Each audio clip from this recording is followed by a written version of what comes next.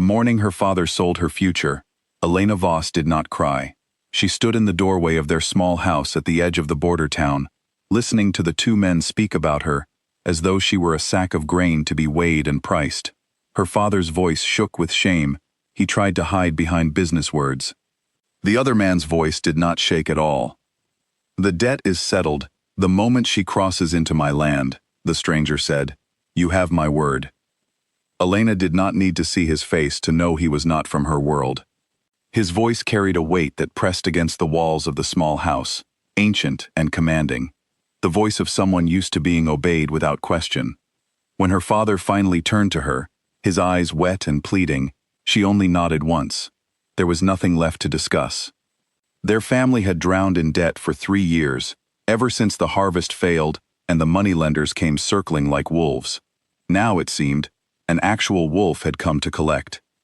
She rode to Blackthorn Ridge in a carriage with no windows, her hands folded in her lap, her spine straight.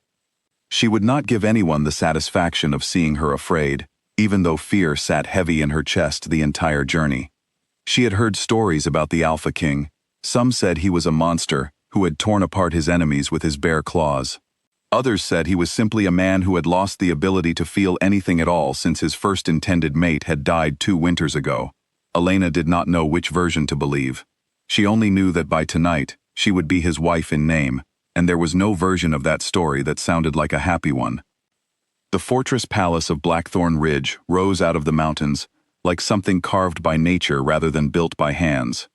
Its stone towers disappeared into low clouds, and the air around it smelled of pine and something colder, something wild. When the carriage doors opened, Elena stepped out into a courtyard full of silent guards, their eyes following her with open curiosity. She kept her chin lifted and walked forward, as though she had chosen this, as though she were not terrified. Kalen Draven waited for her at the top of the stone steps. He was tall in a way that made the air around him feel smaller, with dark hair and eyes the color of a storm that had not yet decided whether to break. He wore no crown, no ceremonial robes, only simple black clothing that somehow made him look more powerful than any jewels could have. When he looked at her, there was no warmth in his expression, only a kind of tired assessment, as though he were confirming a business arrangement rather than meeting his bride. "You are the Voss girl," he said. It was not a question. "Elena," she answered, refusing to let her name be reduced to a debt. "My name is Elena." Something flickered behind his stormy eyes, gone before she could name it.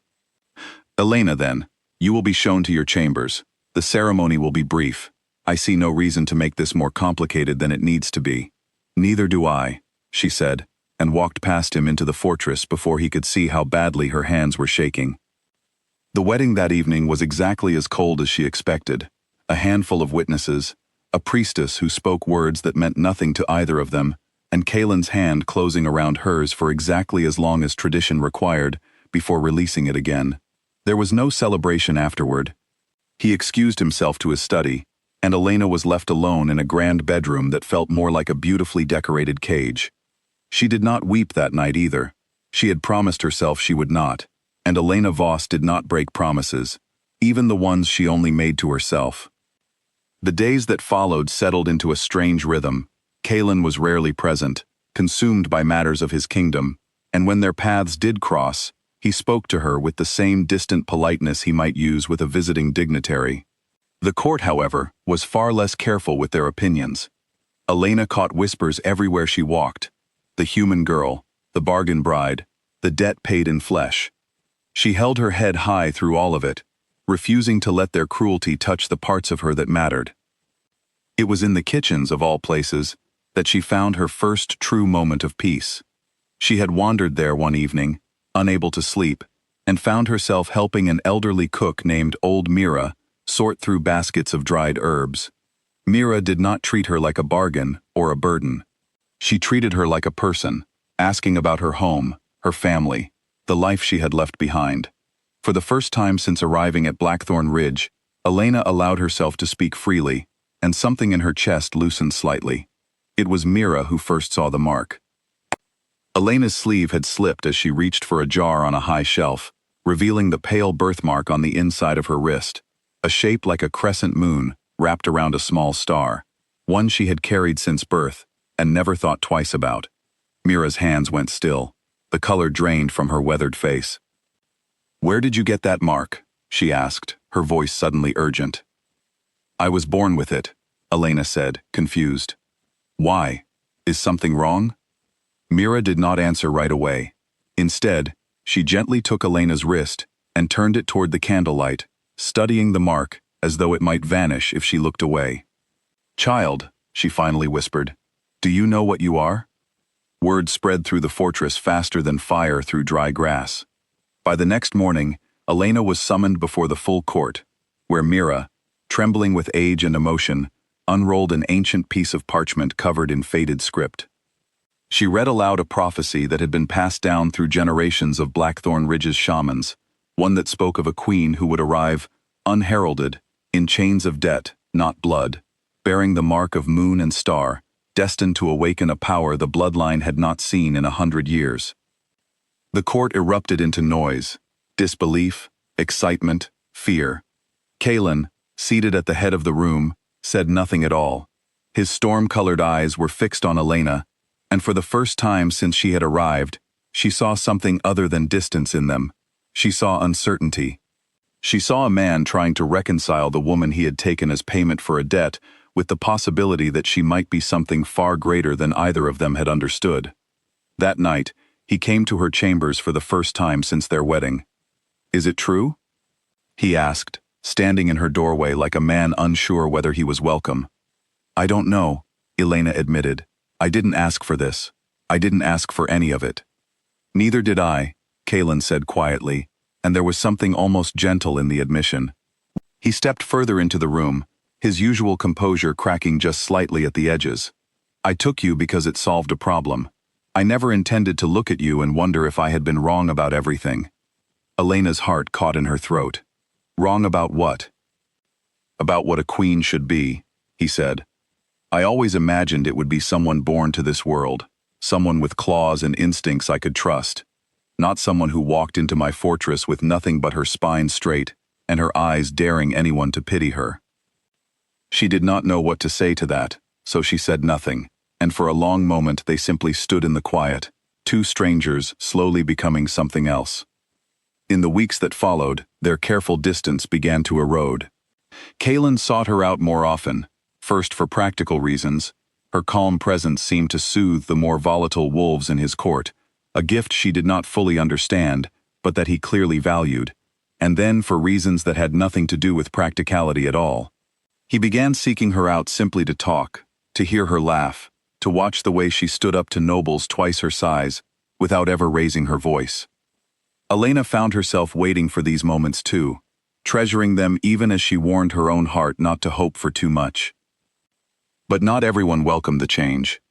Kalen's cousin, Ash, had long expected that any weakness in the succession would open a path for his own ambitions. The prophecy, and Elena's place within it, threatened everything he had quietly worked toward. He began spreading doubt through the court, suggesting the mark was a trick, that the human girl had somehow deceived them all, that Kalen's growing affection for her was clouding his judgment as king. Elena tried to ignore the whispers, but they grew louder, more dangerous. One evening, after a court dinner she had barely touched, she fell suddenly and violently ill. Old Mira, who had grown fiercely protective of her, discovered traces of a rare poison in her untouched wine, one known only to a small circle within the fortress. When Kalen learned what had happened, the calm control he wore like armor shattered completely. He came to her sick room and sat beside her bed through the entire night, refusing to leave even when his advisors begged him to attend to more pressing matters.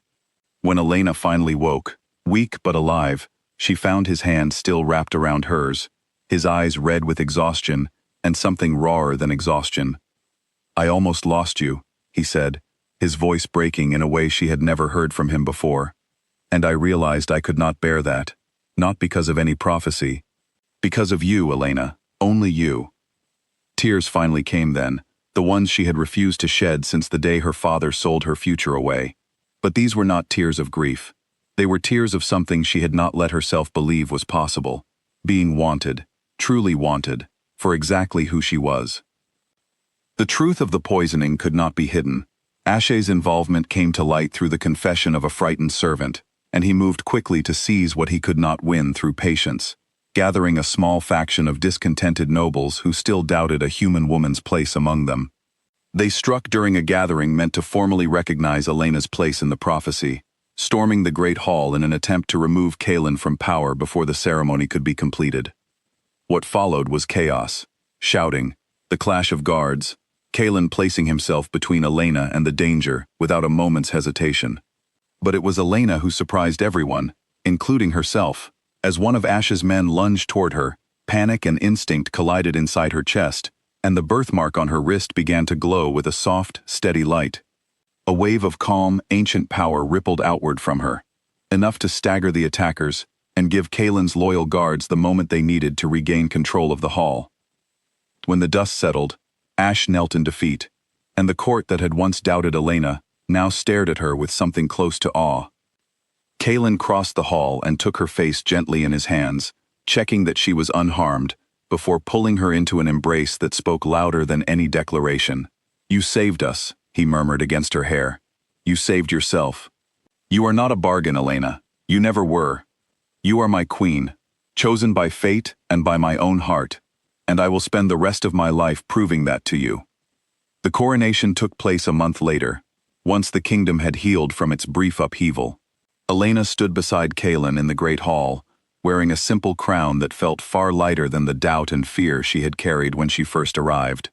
The court that had once whispered about the bargain bride now bowed their heads to their true queen, not because a prophecy demanded it, but because she had proven, again and again, exactly who she was. That night, standing together on the balcony overlooking the mountains, Kaelin took her hand, the same hand he had once held for exactly as long as tradition required. This time, he did not let go. "No more bargains," he said softly. "No more bargains," Elena agreed, and leaned into him, finally home.